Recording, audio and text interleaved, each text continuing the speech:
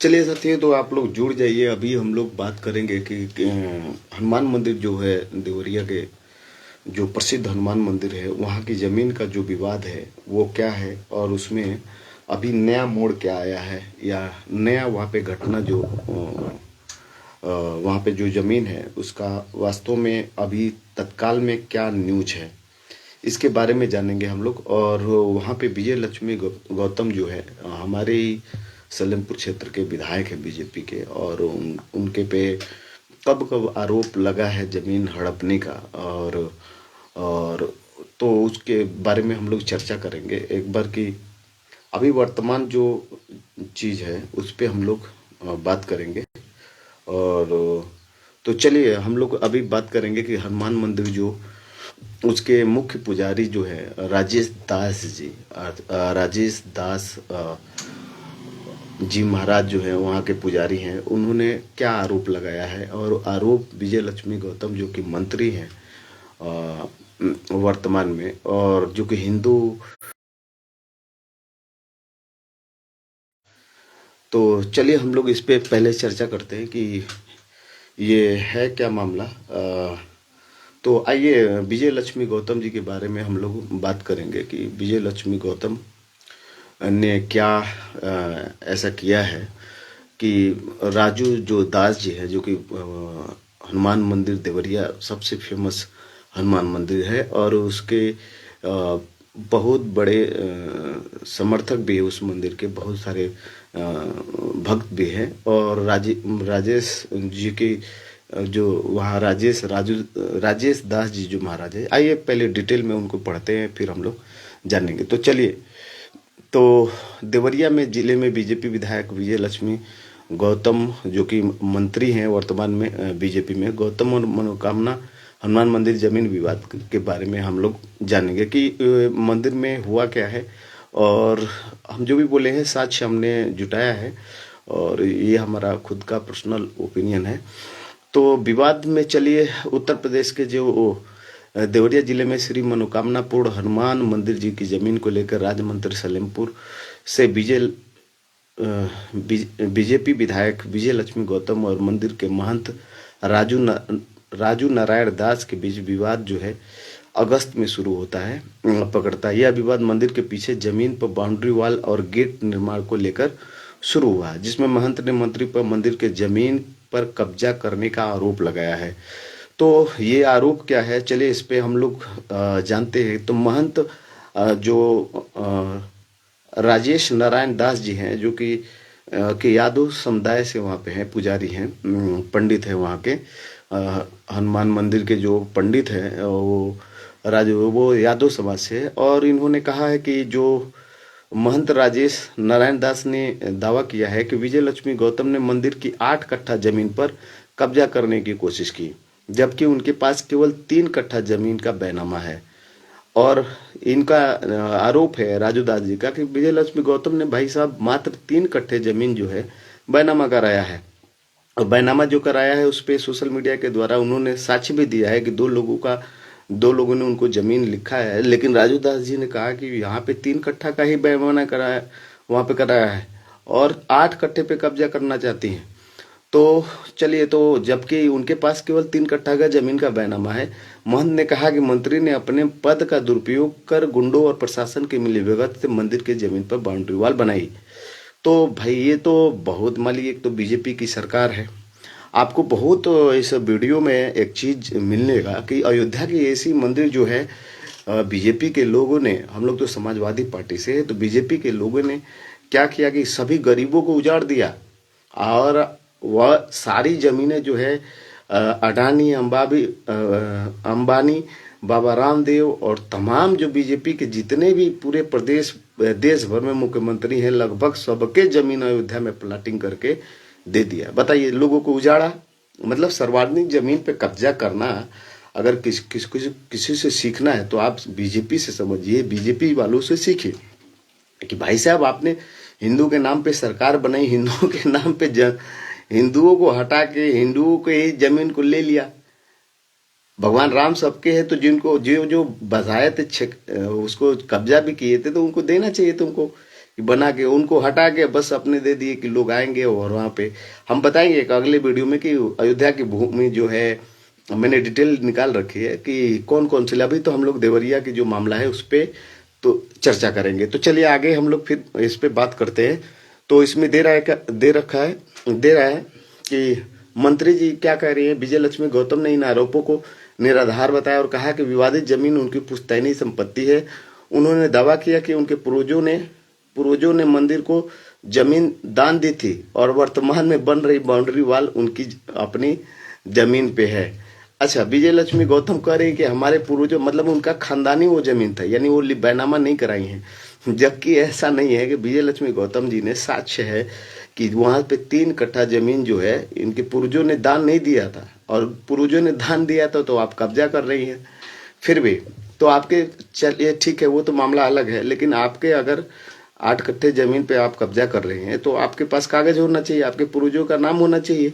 तो चलिए इस पे विजय लक्ष्मी गौतम का जो फिर एक बार उनका जो बयान है। विजय लक्ष्मी गौतम ने इन आरोपों को निराधार बताया और कहा कि विवादित जमीन उनकी पुश्तैनी संपत्ति है।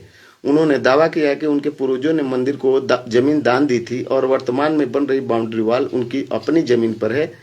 चलिए, यह विवाद नया नहीं है। विजय लक्ष्मी गौतम जो है विवाद में वहां रही हैं। 2025 में भी इसी जमीन पर बाउंड्री वॉल निर्माण को लेकर विवाद हुआ था, जिसके बाद प्रशासन ने पैमाइश कर मामले को शांत किया था। चूंकि कुछ लोगों ने आरोप लगाया था कि 2025 में भी तो ये अभी जो घटना जो है 19 और 20 अगस्त की 2025 की है। 19 अगस्त को 2025 को महंते राजेश नारायण दास जी उर्फ यादव जी ने पंडित है वहां के, दास ने मंदिर के सामने सड़क जाम कर धरना शुरू किया, जिसमें उन्होंने मंत्री पर मंदिर की जमीन कब्जाने का आरोप लगाया। धरने से माहौल तनावपूर्ण हो गया और भारी संख्या में श्रद्धालु और स्थानीय लोग जमा हो गए। प्रशासन की कार्रवाई जो वहां पे हुई उसके मध्य एसडीएम श्रुति शर्मा और सीईओ सिटी जो संजय कुमार रेड्डी और कोतवाल डीके सिंह मौके पर पहुंचे। एसडीएम ने महंत को जमीन की पैमाइश का आश्वासन दिया, जिसके बाद धरना समाप्त हुआ। देर शाम पैमाइश में पाया गया कि विवादित जमीन का हिस्सा मंत्री जी की बाउंड्री वॉल के अंदर आता है। इसके बाद एसडीएम ने बाउंड्री वॉल के गेट को सील कर दिया। अभी यहाँ पे देर रात पैमाइश हुआ। देर रात पैमाइश में पाया गया कि विवादित जमीन का हिस्सा जो है मंत्री की बाउंड्री वॉल के अंदर आता है। मतलब जो विवाद में था वो उसको इन्होंने बाउंड्री करा रखा था। तो इसमें जो है मंत्री का तो पैमाइश के बाद यह पाया गया कि बाउंड्री वॉल का हिस्सा मंदिर के जमीन पर अतिक्रमण करता है।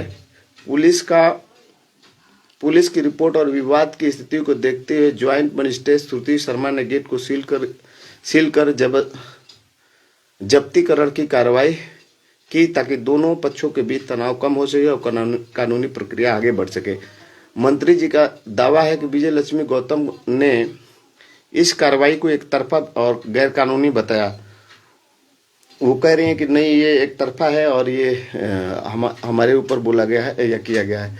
तो मंत्री का दावा, विजय लक्ष्मी गौतम ने इस कार्रवाई को एक तरफा और गैर कानूनी बताया। उन्होंने मुख्यमंत्री योगी आदित्यनाथ से मुलाकात कर कहा कि यह उनकी पुश्तैनी जमीन है और जब्तीकरण की कार्रवाई के बिना उनकी सहमति और सूचना को की गई। उन्होंने ज्वाइंट मजिस्ट्रेट और सदर सीओ की भूमिका को संदिग्ध बताया। उन्होंने बताया कि गेट को सील करने का फैसला प्रशासन ने त्वरित शांति व्यवस्था बनाए रखने के लिए किया, लेकिन यह स्पष्ट नहीं कि गेट पूरी तरह से लीगल था या नहीं, क्योंकि जमीन पर स्वामित्व अभी भी विवादित है और मामला न्यायालय में है। तो आगे का क्या है इसमें, तो मंत्री जी के जो समर्थक थे, गेट सील होने के बाद मंत्री के समर्थकों और परिजनों ने एसडीएम की गाड़ी घेर कर नारेबाजी की और पुलिस से धक्का मुक्की की। इसके बाद वे सुभाष चौक पे धरने पे बैठ गए, यह दावा करते हुए कि प्रशासन ने उनके पक्ष को सुने बिना कार्रवाई की। मंत्री जी की जो विजय लक्ष्मी गौतम ने मंदिर पक्ष के 3 नामजद और 50 अज्ञात लोगों के खिलाफ एफआईआर दर्ज कराई, जिसमें उन्होंने मंदिर पक्ष पर विवाद फैलाने का आरोप लगाया। मुख्यमंत्री जी के 21 अगस्त से इन्होंने मिला था योगी जी से। 2025 को विजय लक्ष्मी गौतम के ने मुख्यमंत्री योगी आदित्यनाथ से मुलाकात की और प्रशासन की कार्रवाई को गलत बताया। मुख्यमंत्री ने इस मामले में दखल दिया है, लेकिन अभी तक कोई अंतिम सार्वजनिक नहीं हुआ है। अभी तक कोई निर्णय सार्वजनिक नहीं हुआ है। महंत की मांग जो है, महंत राजेश नारायण दास ने मंत्री की बर्खास्तगी की मांग की है और कहा है कि मंदिर का जमीन वापस नहीं मिली तो जिले के संत समाज के साथ बड़ा आंदोलन करेंगे। तात्कालिक जो समाचार है अभी 25 अगस्त का, तो मंदिर परिसर में पुलिस छावनी बना हुआ है और शांति व्यवस्था बनाए रखने के लिए भारी पुलिस बल तैनात है। मामला अभी भी तनावपूर्ण है और दोनों पक्ष अपने अपने दावों के साथ कानूनी प्रक्रिया में है। प्रशासन ने दोनों पक्षों से साक्ष्य मांगे हैं और मामला न्यायालय विचाराधीन है। ताजा खबरों के अनुसार विवाद ने सामाजिक और राजनीतिक स्तर पर हलचल मचा दी है और धार्मिक भावनाओं को लेकर स्थानीय लोग चिंतित है। हनुमान मंदिर के जो पुजारी मंदिर के महंत राजेश नारायण दास है, जिन्हें कुछ स्रोतों से राजेश नारायण उर्फ राजेश यादव के रूप में उल्लेख किया गया है। इससे ये संकेत मिलता है कि वे यादव समुदाय से होते हैं, लेकिन उपलब्ध जानकारी में मंदिर किसी भी अन्य पुजारी का स्पष्ट उल्लेख नहीं है। राजेश नारायण दास ही मंदिर के प्रबंध और इस विवाद में मुख्य व्यक्ति हैं। मुख्यमंत्री जो योगी आदित्यनाथ ने इस मामले में दखल दिया है, जैसा कि विजय लक्ष्मी गौतम मुलाकात से स्पष्ट है। हालांकि अभी तक कोई ठोस निर्णय नहीं आया है। कुछ लोग और महंत का आरोप है कि प्रशासन ने मंत्री के पक्ष में काम किया है, जिससे मंदिर की जमीन की रक्षा में कमी दिखती है। यह धारणा स्थानीय लोगों और मंदिर के समर्थकों में है कि धार्मिक स्थल की जमीन पर कब्जा सामाजिक सौहार्द और धार्मिक भावनाओं के लिए खतरा है।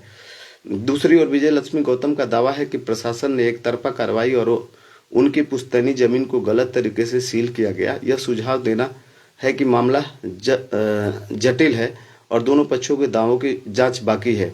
योगी सरकार का ध्यान इस मामले में निष्पक्ष जांच और कानूनी प्रक्रिया पर हो सकता है, क्योंकि जमीन का स्वामित्व विवाद है।